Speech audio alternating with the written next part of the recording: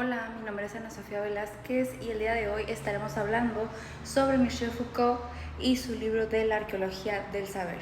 Antes que nada, echemos un vistazo a una pequeña biografía de Foucault.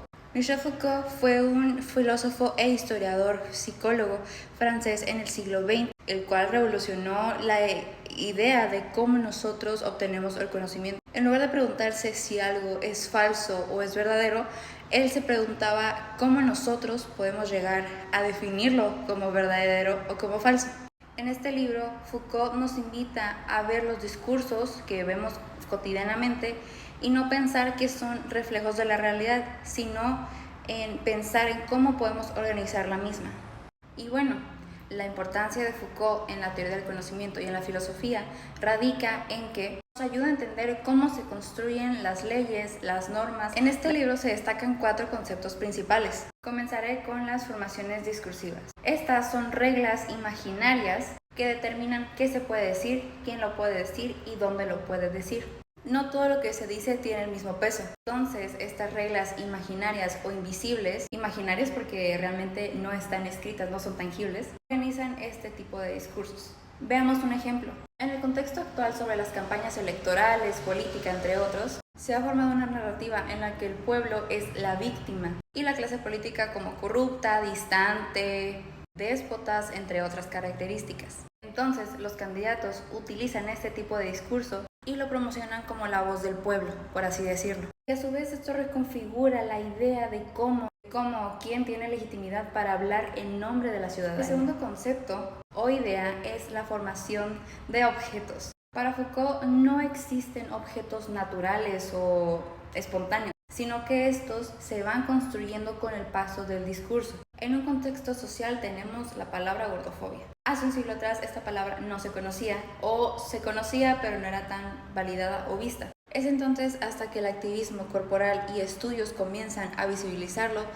a hacer estudios e indagar un poco más del tema, principalmente a nombrarlos. La tercera idea son las modalidades enunciativas. Y bueno, estas determinan quién puede hablar y sobre qué puede hablar. Algo similar a la primera idea.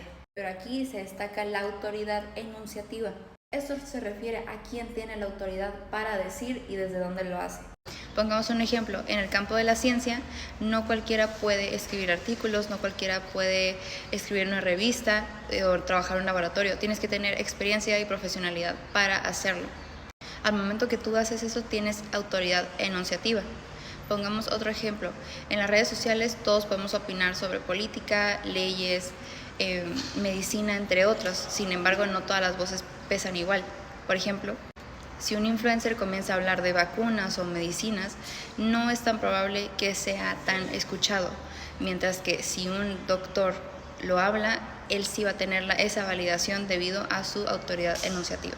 Por último, la formación de conceptos.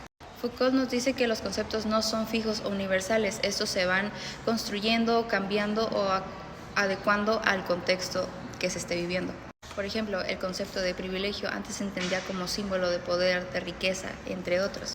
Actualmente, con los discursos feministas y activistas, antirracistas, entre otros, se ha formado una visión más amplia donde el privilegio también puede ser de tez blanca, masculino, heterosexual, entre otros.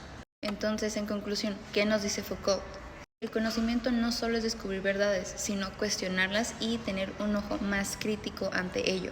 Entonces, en resumen, las formaciones discursivas nos dicen quién puede decirlo o qué se puede decir y desde dónde. Los objetos son creados por el cambio de discurso, algo así como los paradigmas. Las modalidades enunciativas nos muestran quién puede hablar sobre cualquier tema mediante la autoridad enunciativa, y los conceptos no son eternos, sino que estos se van formando o construyendo a medida que el discurso avanza y el contexto.